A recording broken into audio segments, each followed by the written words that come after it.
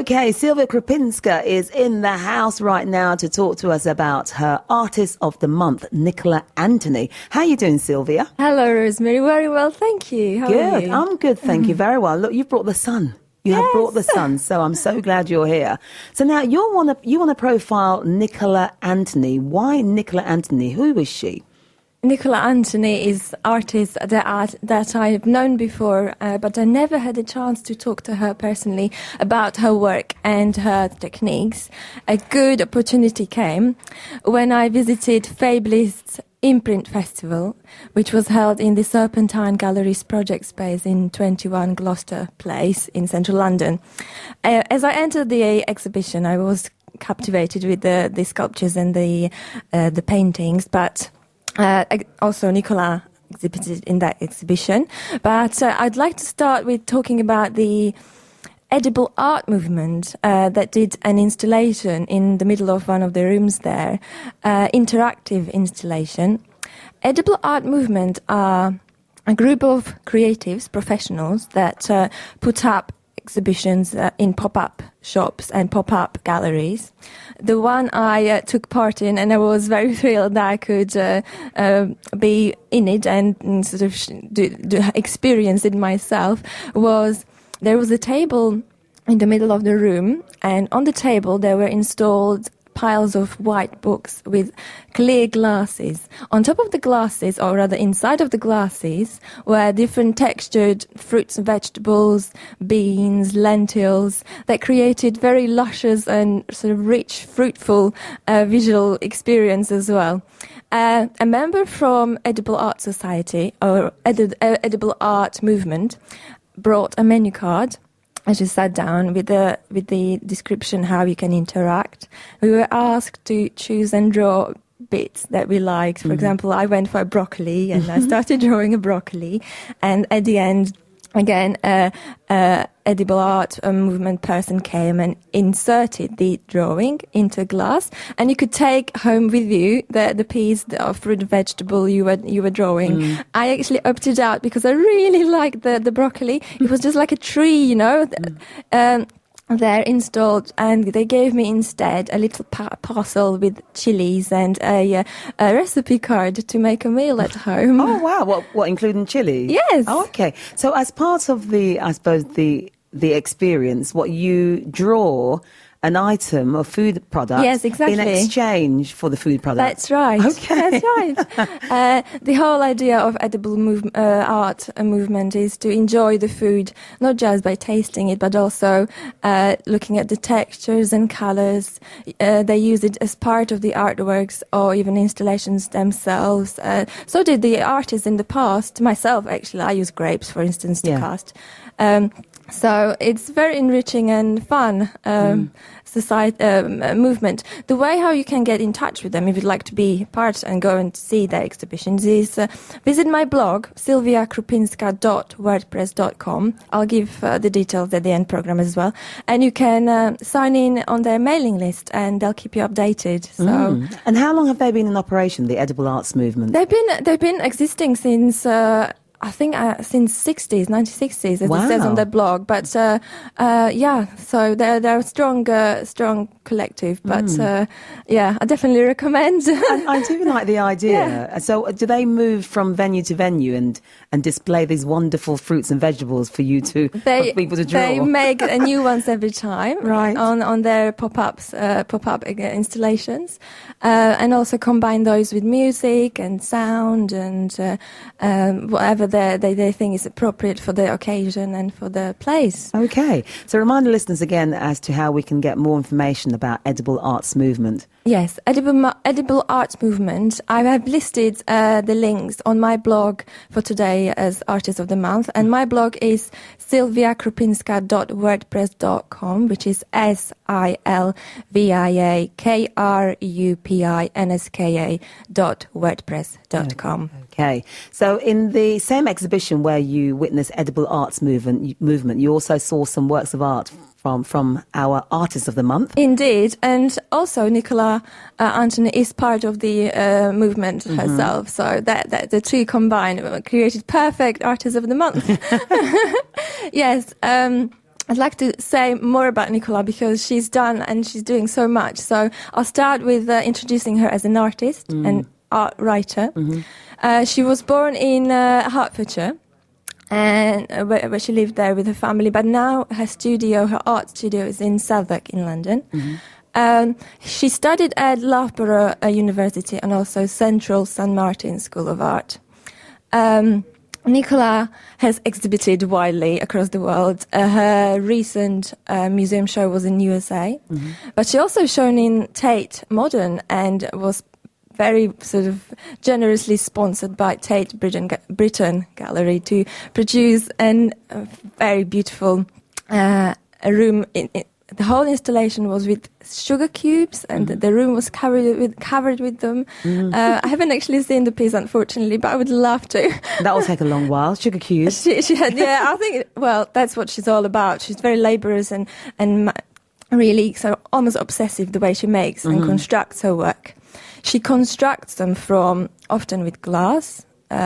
She uses glass resin. She uses found objects, but also, as I mentioned, she's also art writer. She uses sentences, words, numbers, dates to create drawings as well. Good example is her sculpture that is titled Rubik's Years. Rubik's Cube was inspiration partly as well, but also the time how it flows. She constructed this from bits and pieces of glass cubes. As you deconstruct the Rubik's Cube, it kind of falls apart, and so she kind of recreated the sculpture by layering the glass cubes. But within those, she inserted text as well. But depending on what angle you were looking at the sculpture, you could see the sentences coming together in a loop, or if you changed your angle of viewing, they kind of fell apart again. So the text really brought you in and made you part of that's the very clever. itself. Yes. Goodness me. I wonder how long it took her to do that. I think a very long time. Yes. And the text, is it actually in each individual cube? Yes, on some of them, not all of them. Right. And it's printed on the sides of them or inside, depending how she decided. And some cubes are with dates, with date stamp tool. Some of them are with text, the words, letters, and then, like I said, depending on which angle you're observing it, it makes a line, a loop of sentences, and you can read left to right. So wow. If you just tuned in, welcome along. 19 minutes past 12. Silvia Krupinska is in the house talking about her Artist of the Month, Nicola Anthony. We'll talk some more to... Organic contemporary artist Silvia Krupinska is still with me talking about her Artist of the Month, Nicola Anthony. Okay, so Silvia, so far we've spoken about Nicola's, I suppose, glass sculpture, which has been inspired by the Rubik's Cube. And I wonder, is glass her thing? Is this the medium that she likes to work with? Yes, I think so. Glass resin, anything that is transparent. I have this feel. When I saw her studio, it was covered with glass bits and these cubes everywhere, and her test models pieces for the Rubik's Years. And I think the transparency plays a big role in her creation. So talk to us more about her, Nicola, and her creation. Yes, as I was talking about the Rubik's Cubes, I asked Nicola what she looks at the Rubik's Cube. Does she look at the outside of the cube, or is it the inside that interests her? And she told me, I quote, "I like to look inside of the Rubik's Cube. That is probably why I like the transparency." So she's more concerned with the inner side rather than the sort of surface of it. That brings me to another example of how she layers and builds up and uses audience also to interact with her work. She asked people to not just this time give her letters and numbers and words, but also a whole story about a person's life. So you could write a story about what happened to you or what life you've had, and she would use it in her work. The way how she would do that, she would take parts of the sentences themselves, and she would decorate those. She would make boxes from glass resin, and she would imprint the text itself, similarly like in the previous work.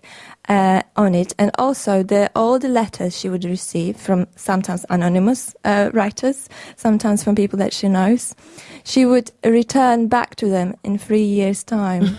So you can look back at what you were doing 3 years ago, and you can think, oh, that was what was happening and what's going on now. Some people included addresses of their parents in case they are, moved somewhere.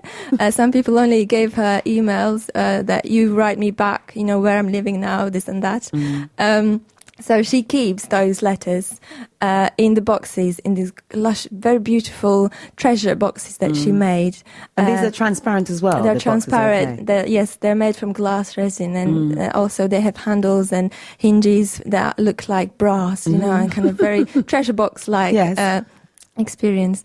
And she made wax seals for the letters, so that they're kind of sealed, they're waiting to be released in 3 years' time. So as the sculpture itself moves and transforms, so are the lives of the people that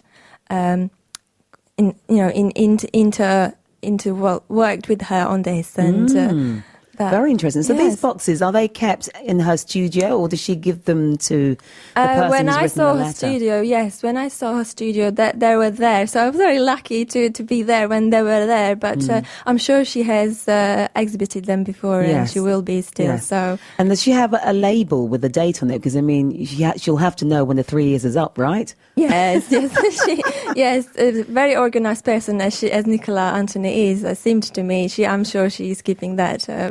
Interesting. Okay, and what other works of art have you seen of hers that you absolutely admired? I think almost like a essential work to me of hers that I've seen is something that there's a technique that she's developed.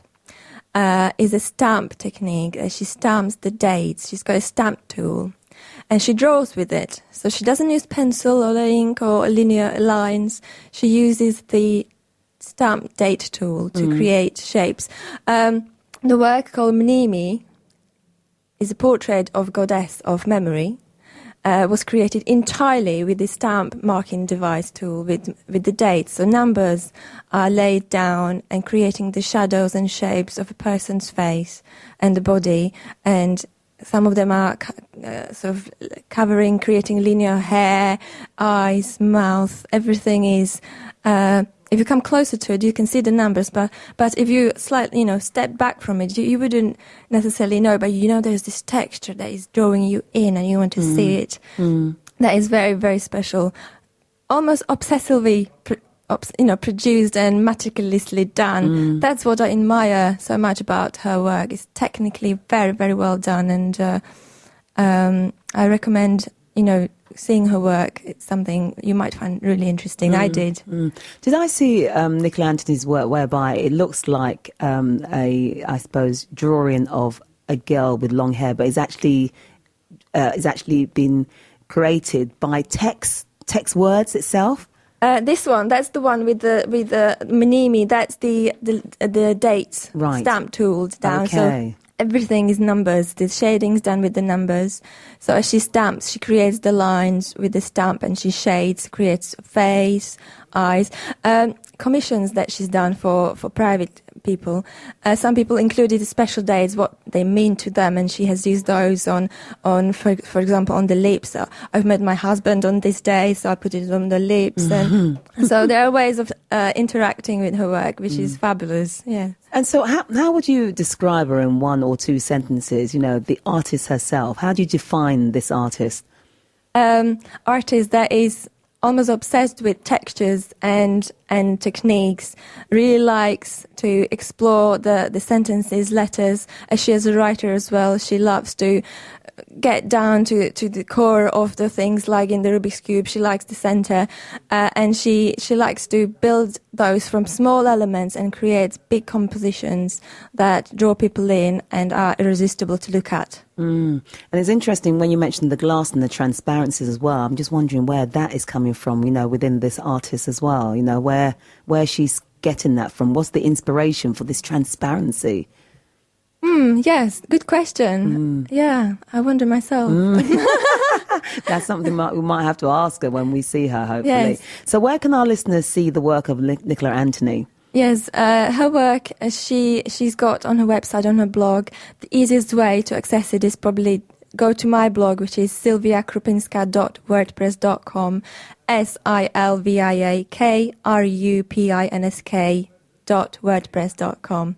And all the links from today's program, including the artist herself, or Edible Art Movement, or Fabulous Imprint Festival, is all available there, including the interactive performance I did, a little video of it, and a tour of Nicola Anthony's studio as well. Fabulous. We look forward to that. Silvia, thank you so much as always.